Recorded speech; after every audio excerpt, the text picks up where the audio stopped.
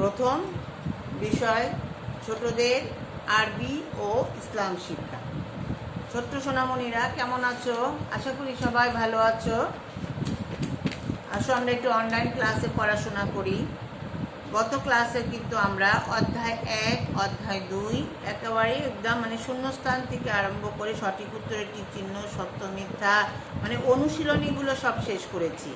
তোমাদের শেষ হয়েছে কি না জানি না, কিন্তু আমি কিন্তু অনেক ধীরে ধীরে আস্তে আস্তে করে সময় নিয়ে পড়িয়েছি।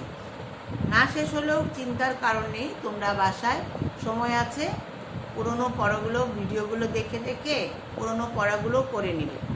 আচ্ছা, আজকে আমি কিন্তু নতুন পড়ায় যাচ্ছি। সেটা হচ্ছে, এটাও আমরা একবার পড়েছিলাম, এটা পুনরায় আলোচনা। আমরা এই দোয়াগুলো কিন্তু পড়েছিলাম, জরুরি কিছু দোয়া। অধ্যায় 3 হলো, দেখো তোমরা দেখতে পাবে, এই যে তোমাদের বইতে দেওয়া আছে, দেখো অধ্যায় 3-এ জরুরি কিছু দোয়া। এই জরুরি দোয়াগুলো কিন্তু আমরা সবসময় পড়ে থাকি। জরুরি মানে খুব প্রয়োজনীয়, খুবই প্রয়োজনে আমরা এই দোয়াগুলো সবসময় পড়ে থাকি বাসায় এবং করব। যেমন আমরা অনেক সময় বলে থাকি আল্লাহ হাফিজ। আল্লাহ হাফিজ মানে কি? এখন তুমি যে বলবা আল্লাহ হাফিজ, এখন এটার অর্থ যদি তোমার জানা থাকে তাহলে তোমার কিন্তু, এবং এটার কোথায় তুমি এটা ব্যবহার করবে, সেটা কখন বলতে হবে, ব্যবহার করা মানে কোথায় বলতে হবে, এটা তোমার জানা থাকলে, অর্থটা জানা থাকলে সুবিধা হয়। যেমন আল্লাহ হাফিজ মানে আল্লাহ রক্ষাকারী। আল্লাহ হাফিজ আল্লাহ রক্ষাকারী। মনে করো তুমি স্কুলে যাচ্ছ, বা তোমার বাবা অফিসে যাচ্ছে, মা বাইরে যাচ্ছে, অফিসে যাচ্ছে বা কাজে যাচ্ছে, আমরা কি বলবো? আল্লাহ হাফিজ। ভাই কলেজে যাচ্ছে, কি বলবো? আল্লাহ হাফিজ। মানে আবার আল্লাহ রক্ষা করবে। এই যে বাইরে যাচ্ছে, যদি আল্লাহ না করুক, একটা বিপদও তো হতে পারে, একটা ঘটনাও তো ঘটতে পারে, যেন আমরা কি করব? আল্লাহকে স্মরণ করব, মানে আল্লাহ হাফিজ, আল্লাহ রক্ষা করবে। যদি যাচ্ছে, আল্লাহ রক্ষা করবে। আল্লাহ আবার তাকে কি সহি সালামতে ভালোভাবে বাসায় ফিরিয়ে নিয়ে আসবে। এই জন্য কি বলবো? কেউ বাইরে গেলে কি বলবো? আল্লাহ হাফিজ। তুমি স্কুলে যাবে, বাসায় আসার সময়, যাওয়ার সময় বাসায় যারা আছে তাদেরকে কি বলবে? আল্লাহ হাফিজ। যদি না বলো তাহলে যে কোনো একটা দুর্ঘটনাও হতে পারে, তাহলে তুমি আল্লাহর কাছে ভরসা করলো না। এই জন্য সবসময় আল্লাহর উপর ভরসা করে, রক্ষা করে আমাদের পথ চলতে হবে। তোমরা কোথাও কাউকে বিদায় দিবে, মনে করো তোমার বাসায় তোমার মামা, খালা, চাচা যে কেউ আসতে পারে, মেহমান আসতে পারে, তাদের কি আমরা যখন চলে যাব তখন কি বলবো? বিদায় যখন দেবো বা নেবো তখন কি বলবো? আল্লাহ হাফিজ। মানে আমরা সবসময় আল্লাহকে রক্ষাকারী হিসেবে মানি। এরপর হলো ইন্নানিল্লাহ। এটা কিন্তু আমরা সবসময় বলে থাকি, ইন্নানিল্লাহ। রসই 9 আকার, লস্কলি লয় আকার, হয় রেফ, ইন্নানিল্লাহ। অর্থ হচ্ছে, দেখো এটা আমরা কিন্তু বলি ইন্নানিল্লাহি ওয়া ইন্না ইলাইহি রাজিউন। এটা আমরা কোনো খারাপ সংবাদে, মনে করো কেউ মারা গেছে, আমরা শুনলে কি বলবো? ইন্নানিল্লাহি ওয়া ইন্না ইলাইহি রাজিউন। কিছু হারালে, কোনো জিনিস ভেঙে গেলে, কেউ ব্যথা পেলে, কেউ পড়ে গেলে আমরা কি বলবো? ইন্নানিল্লাহি ওয়া ইন্না ইলাইহি রাজিউন। মানে কথা, কোনো খারাপ সংবাদেই আমরা এটা বলে থাকি। কোনো খারাপ সংবাদে, কিছু হারিয়ে গেলেও আমরা অনেক সময় বলে থাকি ইন্নানিল্লাহি ওয়া ইন্না ইলাইহি রাজিউন।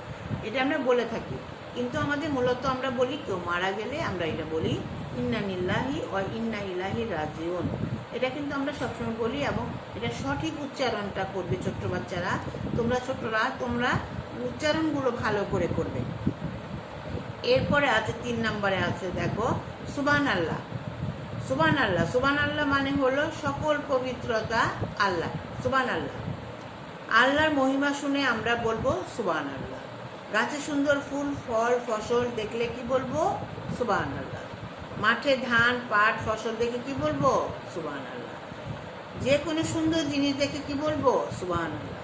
কোনো সুন্দর কথা শুনলেও আমরা কি বলবো? সুবহানাল্লাহ। ভালো কথা শুনলে, আমরা কি বলবো? সুবহানাল্লাহ। ভালো কথার মধ্যেও কিন্তু অনেক বরকত আছে।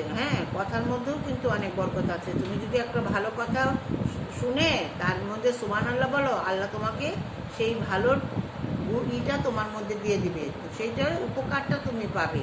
এই জন্য আমরা সবসময় এগুলো অভ্যাসে পরিণত করবো। আমরা এই যে অনেক সময় হাই, হ্যালো, হিয়া, ওয়া কি যেন বলে, এগুলো বলা দরকার নাই। এগুলো বললে কি হবে? আল্লাহর আমাদেরকে পছন্দ করবে না। আমরা আল্লাহর প্রিয় বান্দা হতে চাই, আমাদের নবীর প্রিয় উম্মত হতে চাই। আমরা এই জন্য সবসময় কী করবো, আল্লাহ যেগুলো আমাদের শিখিয়েছেন, ছোট্ট সোনামণিরা তোমাদের এখনও বলছি, তোমরা তো ছোট, তোমাদেরকে আমরা যা শেখাবো তোমরা সেটা ভালো মনে করে সেটা গ্রহণ করবে এবং এগুলো অভ্যাস করবে। হ্যাঁ, কোনো সবসময় আমরা আল্লাহর পবিত্রতা ঘোষণা করব। আমরা নিজেরা পবিত্র থাকবো এবং আল্লাহর পবিত্রতা ঘোষণা করব। আমরা ভালো থাকবো, ভালো মনের হব। হ্যাঁ, মনটা আমাদের সবসময় যেন ভালো থাকে, আল্লাহর কাছে আমরা সবসময় সেটা চাইবো। আমরা সবসময় আল্লাহর অনেক সুন্দর গজল আছে, গান আছে, এগুলো শোনার চেষ্টা করব, তাহলে দেখবে তোমার অনেক ভালো লাগবে। আমরা অনেক সুন্দর ফুল দেখি, ওয়াও ওয়াও কত কিছু বলি না, এগুলো না বলে আমরা কি বলবো, সুবহানাল্লাহ। একটা গোলাপ ফুলের দিকে তুমি তাকিয়ে দেখবে যে কতটা সুন্দর, কত সুন্দর থাকে, কত সুন্দর করে তুমি যে কোনো একটা জিনিস ফুলের দিকে তুমি তাকিয়ে দেখো, রঙগুলো দেখো কত সুন্দর। তুমি হাজার চেষ্টা করলেও কিন্তু আমরা এই রঙ তৈরি করতে পারবো না, বানাতে পারবো না, কিন্তু আল্লাহ তাআলা দিয়ে কত গাঢ় কালারের ফুল আছে, কত হালকা কালারের ফুল আছে, মিষ্টি কালারের ফুল আছে, অনেক অনেক। এই যে নদী, এত বড় নদী, এত সাগর মহাসাগর, যেদিকে তুমি তাকাবে শুধু দেখবে যে আল্লাহর কত সুন্দর জিনিস আল্লাহ তৈরি করেছে। তাহলে এগুলো আমরা দেখি কি বলবো, সুবহানাল্লাহ সুবহানাল্লাহ সুবহানাল্লাহ। হ্যাঁ, এই যে ফসল, একটা ক্ষেতের মধ্যে তুমি যাও, প্রথমে দেখবে ছোট্ট ছোট্ট ধান, তারপরে আস্তে আস্তে এটা বড় হচ্ছে, তারপরে যখন ধানে ভরে যাচ্ছে তখন সবুজ থেকে কী হয়ে যাচ্ছে, সোনালি রঙের হয়ে যাচ্ছে। আর কত ধান, চোখ জুড়িয়ে যায়, যেদিকে তাকাও সেদিকে শুধু দেখা যাবে শুধু ধান আর ধান। তাহলে এর মানে কি, কারণ আল্লাহর কত সুন্দর মহিমা, এজন্য আমরা এগুলো দেখে কি বলবো, সুবহানাল্লাহ সুবহানাল্লাহ সুবহানাল্লাহ। আচ্ছা, এরপর হচ্ছে আসো এই পৃষ্ঠায় আসো, আলহামদুলিল্লাহ। আলহামদুলিল্লাহ, আলহামদুলিল্লাহ মানে কি, অর্থ কি? আলহামদুলিল্লাহ অর্থ হলো সকল প্রশংসা আল্লাহর জন্য। ঠিকই তো তাই, কারণ হলো আমাদের তো সৃষ্টি করেছে আল্লাহ, তাহলে আমরা অন্য কারো প্রশংসা কেন করব? আমরা তো আল্লাহর প্রশংসা করব, আল্লাহকে খুশি রাখার চেষ্টা করব। তাইলে আলহামদুলিল্লাহ মানে হলো সকল প্রশংসা আল্লাহ। কেউ জিজ্ঞাসা করলে কেমন আছো, বলবো কি, আলহামদুলিল্লাহ, মানে ভালো আছি, আল্লাহর রহমতে ভালো আছি। কেউ যদি তোমাকে জিজ্ঞেস করে, অনেক সময় জিজ্ঞেস করি না কেমন আছো তোমরা, তখন আমরা বলার আগে ভালো আছি না বলে আগেই বলতে হবে আলহামদুলিল্লাহ, আল্লাহর রহমতে ভালো আছি। আল্লাহ যদি রহম না করতো, ভালো না রাখতো, আমরা কিন্তু ভালো থাকতে পারবো না, বা কেউই পারবে না। তাহলে আমরা কি বলবো, সব সময় আলহামদুলিল্লাহ ভালো আছি। কোনো কিছু করার আগে মনে করো তুমি পরীক্ষা কেমন হলো, যে আমরা জিজ্ঞেস করি অনেক সময়, পরিবারের কেউ জিজ্ঞেস করে কেমন পরীক্ষা দিলে, কেমন হলো, ভালো দিচ্ছি না, ভালো দিয়েছি এটা বলা যাবে না, বলতে হবে আলহামদুলিল্লাহ ভালো হয়েছে, মানে আল্লাহর উপর ভরসা করে বলতে হবে আলহামদুলিল্লাহ ভালো হয়েছে। আহার ও পান করার পর আলহামদুলিল্লাহ, মনে করো তুমি ভাত খাওয়ার শুরুতে বলবে বিসমিল্লাহির রহমানির রহিম, আর খাওয়া শেষ করার পরে হাত মুখ ধুয়ে তুমি কি বলবে, আল্লাহর কাছে শুকরিয়া আদায় করতে হবে। কি বলতে হবে, আলহামদুলিল্লাহ, মানে যা খেয়েছি ভালো খেয়েছি। হাঁচি দেওয়ার সময় আমরা বলবো আলহামদুলিল্লাহ। অনেক সময় আমাদের হাঁচি আসে, কাশি আসে, হ্যাঁ, জোরে আমরা হাঁচি দেই, আর কিছুই বলি না, না কিছু না বললে হবে না।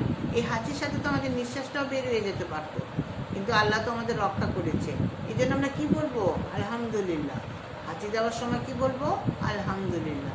এই যে কথাগুলো, এগুলো খুবই প্রয়োজনীয় একটা জিনিস, প্রয়োজনীয় কথাগুলো, এগুলো আমাদের অভ্যাসে পরিণত করতে হবে। আমি বারবার বলছি, আমাদের একদিনে দুদিনে হবে না, তুমি যদি অভ্যাস করো দেখবে এই অভ্যাসটা তোমার আজীবন রয়ে গেছে। আর যদি তুমি এগুলোকে কোনো কেয়ার না করো, তাহলে তোমার এগুলো কিন্তু হবে না। তাহলে আমরা ছোট্ট সোনামণিরা আজকে কিন্তু আমরা 4টাই পড়বো, এখানে 6টা আছে, আজকে আমি তোমাদের বেশি শিখালাম না, 4টা শিখালাম। কখন বলবো আল্লাহ হাফিজ, কখন বলবো ইন্না লিল্লাহ, কখন বলবো সুবহানাল্লাহ, আর কখন বলবো আলহামদুলিল্লাহ। এই 4টাই আমরা আজকে শিখি, 4টাকেই আমরা আমল করার চেষ্টা করি, মনে রাখার চেষ্টা করি, এবং এইগুলো যদি আমরা তসবির মধ্যে গুনি তাহলেও কিন্তু অনেক সওয়াব পাওয়া যায়। তুমি তসবি